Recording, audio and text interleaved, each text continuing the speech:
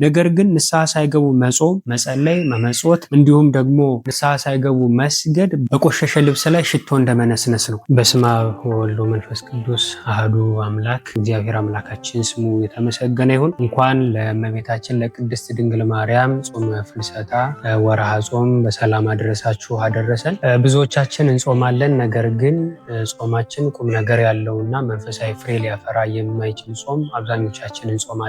ዛሬ በዚህ ቪዲዮ ከነሐሴ 1 በፊት 5ቱ መጽሐፍ ቅዱሳዊ የጾም እውነቶችን እንመለከታለን። ሰላም ጤና ይስጥልኝ። እኔ ዲያቆን ዘማሲያስ ነኝ። ይሄ ማሲያስ ቻናል ነው። ለዚህ ቻናል አዲስ የሆናችሁ ሰብስክራይብ አድርጉ። ቪዲዮ ሲጀምሩ ላይክ በማድረግ ጀምሩ። ቀጥታ ወደ ቪዲዮ እናልፋለን። በጾም ወቅት ሊደረጉ የሚገቡ ነገሮችን ካላደረግን እግዚአብሔር የሚወደውን የሚፈልገውን እንደ እግዚአብሔር ሐሳብ መፈጸም ማንችል ከሆነ ጾማችን ከንቱ ነው የሚሆነው።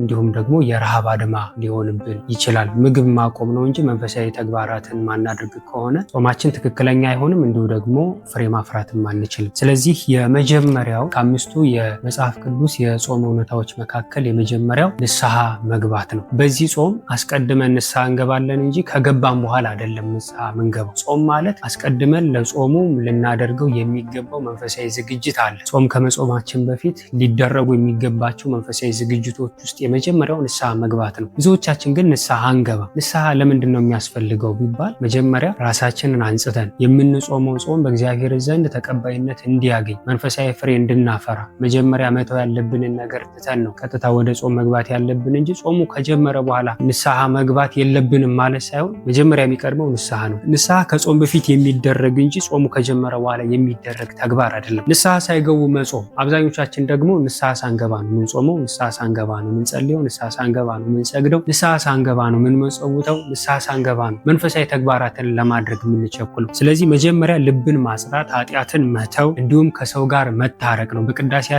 ዲያቆኑ ምን ይላል? ትእዛዘ አበዊነ ሐዋርያት እያንብር ብእሴ ቂመ ወበቀል ይላል። የአባቶቻችን የሐዋርያት ትእዛዝ ነው። ሰው በልቦናው ቂምና በቀልን፣ ቅናትና ጸብን በባልንጀራው ላይ በማንም ሰው ላይ ቢሆን አያዝ ነው የሚለው። ነገር ግን ንስሐ ሳንገባ ሳንታረቅ የበደልነውን ሳንክስ የቀማነው ሳንመልስ ግን ብንጾም ምንም ትርጉም የለውም። እዚህ እግዚአብሔር የሚያየው ልባችንን ለኃጢአት ያለንን ጥላቻ፣ ለጽድቅ ያለንን ፍላጎት ይመለከታል። ስለዚህ መጀመሪያ የሚቀድመው ንስሐ ነው። ከዛ በኋላ ጾሙን ብንጾመው እኛና ጾሙ ትክክለኛ የሆነ ግንኙነት ይኖረናል ማለት ነው። ሁለተኛው ደረጃ ደግሞ መንፈሳዊ ምግብ መመገብ። እንግዲህ ጾም ማለት ቀጥታ የሚገናኘው ከምግብ ጋር ነው። አዳምን በገነት የተሰጠው የመጀመሪያው ጾም ከዚህ ዛፍ ፍሬ እንዳትበላ የሚል ትእዛዝ እንደተሰጠው ሁላችንም እናውቃለን። እና ከምግብ መከልከል ብቻ ጾም አያሰኘውም። 9 ሰዓት ቆይተን ስለበላን ጾመናል ማለት አይደለም። ጌም ስንጫወት ቆይተን ምግብ ስለበላን ጾመናል ማለት አይደለም። ከሆኑ ከጓደኞቻችን ጋር የሆነ ቦታ ላይ በባዶ ሆዳችን ውለን ስንጫወት መንፈሳዊ ያልሆኑ ተግባራትን ስናደርግ ቆይተን መጠን ብንበላ ጊዜውን ያሳለፍነው ጾሙ እንዳይታወቀን ረሃቡን በሆነ ሲስተም ነው ያለፍነው እንጂ ምንፈልገውን እግዚአብሔር የሚፈልገውን አይነት ከኃጢአት መራቅ በመጸለይ ቃሉን በማንበብ ውስጥ አይደለም የዋልነው። እና ምግባችን ምንድን ነው መሆን ያለበት? መንፈሳዊ ምግብ ምንድን ነው ሲባል ቃሉን መጀመሪያ ማንበብ። በዚህ ጾም ቃሉን ካላነበብንበት የሚሰጠውን ትምህርት የሚተረጎመውን ትርጓሜ ቅዳሴ ማርያሙን ውዳሴ ማርያሙን በትርጉም ካላወቅ ነው የምንጸልየውን ጸሎት ካላወቅ ነው ካልተመገብ ነው ካህናት የሚቀድሱትን ነገር ካላወቅ ነው ከንቱ ነው። ስለዚህ መጀመሪያ ቃሉን ማንበብ፣ ቅዱስ ስጋውን ክቡር ደሙን መቀበል። መንፈሳዊ ምግብ ማለት ይሄ ነው። መጽሐፈ ጨዋታ የተባለ የኢትዮጵያ ኦርቶዶክስ ተዋሕዶ ቤተክርስቲያን መጽሐፍ በድሮ 1 ብር ይሸጥ የነበረ መጽሐፍ ላይ ምን ይላል? ክርስቲያኖች በጾም ጊዜ ጾማቸውን አጥርተው አይጾሙም፣ በጾም ጊዜ ስጋ ይበላሉ ብሎ አንድ ሊቅ ተቀኝቷልና ምን ማለት ነው በጾም ጊዜ ስጋ ይበላሉ ተብሎ ሲጠየቅ እዛው ላይ ምን ብሎ ይመልሳል? የጌታችንን የኢየሱስ ክርስቶስን ስጋ ይበላሉ ብሎ ተርጉሞታል። ስለዚህ በጾም ጊዜ እኛ መንፈሳዊ ምግብ መመገብ አለብን ተብሎ የሚነገረው የመጀመሪያ ቃሉ ነው። እንዲሁም መስገድ፣ መመጽወት፣ የታመሙትን መጠየቅ፣ የታሰሩትን መጠየቅ፣ እነዚህ መንፈሳዊ የሆኑ ምግቦች ናቸው። ከኃጢአት መራቅ ይሄ መንፈሳዊ ምግብ ነው። ስጋችን ምግብ እንደሚያስፈልገው ነፍሳችን ደግሞ የራሷ የሆነ ምግብ አላት ወይም ያስፈልጋታል። ለነፍስ የመጣው ቅድስና፣ ለነፍስ የመጣው ስጋና ደም፣ ለነፍስ የመጣው ንስሐ ስጋን ሁሉ ስለሚጠቅም በዚህ ስጋችን ነው ኃጢአት የምንሰራው፣ በዚህ ስጋችን ነው ለኃጢአት ዝንባሌ ያለ። ስለዚህ ከዚህ ዓለም ከዚህ ኃጢአት ለመውጣት የሚያስፈልገን በዚህ ዓለም ውስጥ ብንኖርም ነገር ግን ከዚህ ዓለም ላለመሆን መንፈሳዊ ምግብን መመገብ፣ ቃሉን መመገብ፣ ስጋው ደሙን መመገብ፣ ንስሐ መግባት፣ እነዚህ መንፈሳዊ ምግቦች ተብለው ይጠቀሳሉ። ሶስተኛ ደረጃ ደግሞ ስንጾም በሚስጢር ማድረግ። እርግጥ ነው ይሄ ጾም የአዋጅ ጾም ነው። የቅድስት ቤተክርስቲያናችን ከ7ቱ የአዋጅ የአዋጅ አጽዋማት ውስጥ አንዱ የሚካተተው ይህ ጾመ ፍልሰታ ወይም የእመቤታችን የቅድስት ድንግል ማርያም ጾም ነው እና ይህንን ጾም ስንጾም ሚስጢር ማድረግ እጾማለሁ ለማለት ለሰዎች ፊታችን መጥቆር፣ ፊታችን ክስም ማለት፣ መነጫነጭ እንዲሁ ደግሞ ከሰዎች ጋር በቃ እንደምንጾም አክት አለማድረግ ማለት ነው። ስለዚህ በሚስጢር ማድረግ ማለት የአዋጅ ጾም ነው። ግን ስንጾም ፊታችን መታጠብ፣ በፍቅር መሆን፣ ቅባት ተቀባ ይላል ራሱ መጽሐፍ ቅዱስ። ምን ማለት ነው? በፍቅር ይሁን ብሎ ይናገራልና እኔ እኮ እጾማለሁ፣ እኔ እኮ ጸልያለሁ፣ አሁን እኔ በቃ በዚህ ሰዓት ነው የምበላው፣ በዚህ ሰዓት ነው የምጸልየው ብሎ ከሰዎች ጋር ራሱ በዚህ ደረጃ ማውራት የለብን። የሚጾም ሰው ይጾማል እንጂ አያወራም። የሚናከስ ውሻ አይጮህም ተብሎ እንደሚነገርለት የሚጾም ሰው ጾማለሁ፣ የሚጸልይ ሰው ጸልያለሁ፣ የሚሰግድ ሰው ሰግዳለሁ፣ የሚመጸውት ሰው መጸውታለሁ ብሎ አይናገርም። ስለዚህ ነገራችን ሁሉ ዝም ማለት መቻል አለበት ማለት ነው። ጨጓራችን ከሰውነት ክፍላችን ትልቁን ስራ የሚሰራው ከትልልቅ ክፍሎቻችን አንዱ ጨጓራችን ነው። ነገር ግን ሲፈጭ አይሰማም። ክርስቲያን ነገሮችን የሚያደርገው በዝምታ በጸጥታ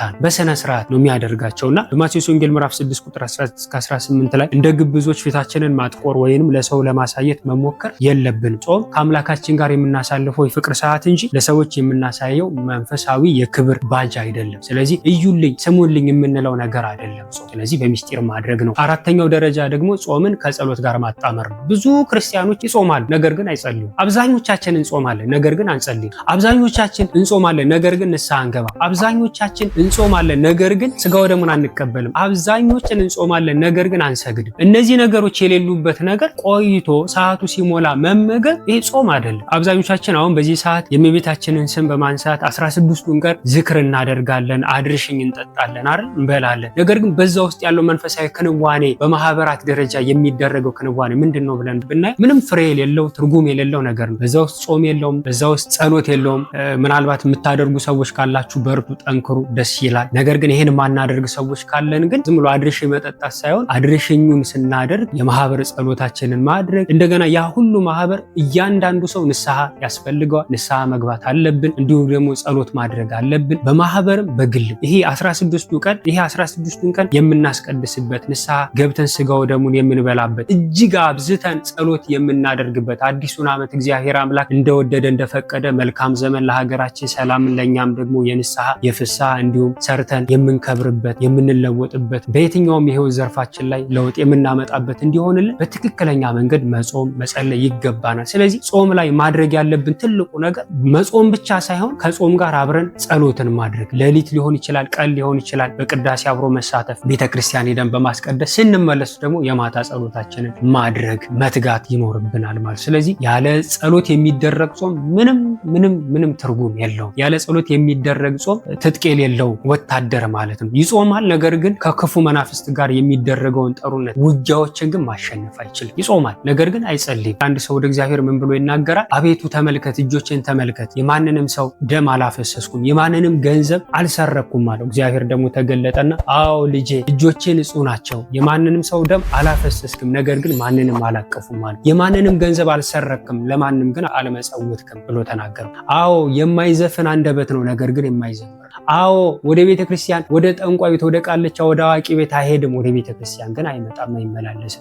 አዎ በዚህ አንደበት አትሳደብበትም፣ ነገር ግን ስጋው ደግሞ አትቀበልበትም። በዚህ አይኖች ክፉ ነገር አታይበትም፣ ልክ ነህ፣ ነገር ግን ቃሉን አታነብበትም ተብለን እንጠየቃለን። ስለዚህ ደረጃ 4 ጾምን ከጸሎት ጋር ጾምን ከንስሐ ጋር ጾምን ስግደት ጋር ጾምን ከስጋው ደግሞ ጋር ማጣመር እጅግ አስፈላጊ ነው። በዚህ ጾም ትልልቅ መፍትሄዎችን ትልልቅ ለውጦችን ማየት የምንፈልግ ከሆነ እነዚህን ነገሮች ማጣመር ይገባናል።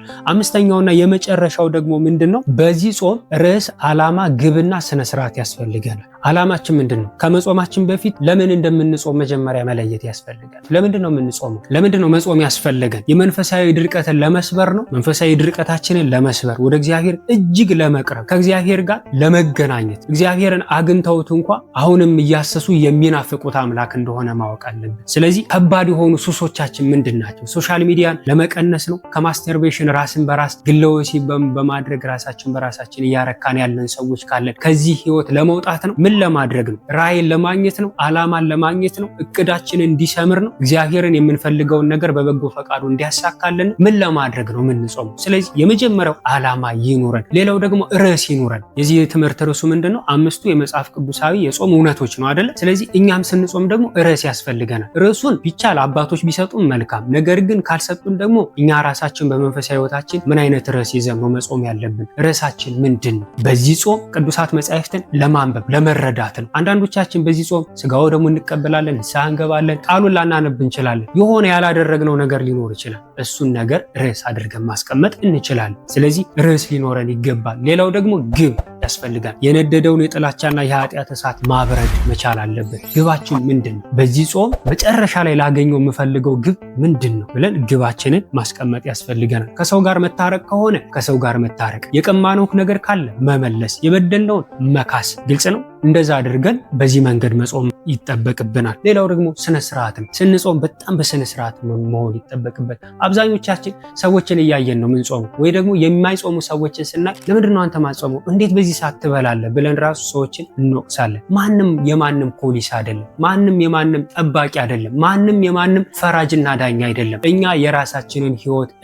የራሳችንን ህይወት እንመልከት። ወደ ቤተክርስቲያን ስንመጣ እግዚአብሔር የሚሰጠን መስታወት እንጂ መነጽር አይደለም። መስታወት ራስን ማያ ነው። መነጽር ሰው ማያ ነው። መስታወት ራሳችንን አይተን ከራሳችን ያለ ጉድፍ ካለ እንድናላቅቅበት የተሰጠን ሲሆን፣ መነጽር ግን ሰዎች የምናይበት ነው። ወደ ቤተክርስቲያን ስንመጣ ሰዎች የምናይ ከሆነ ገና መንፈሳዊ አይደለም።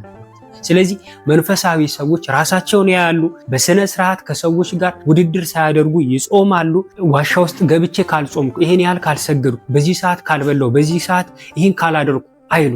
ውድድር ውስጥ አይገባም።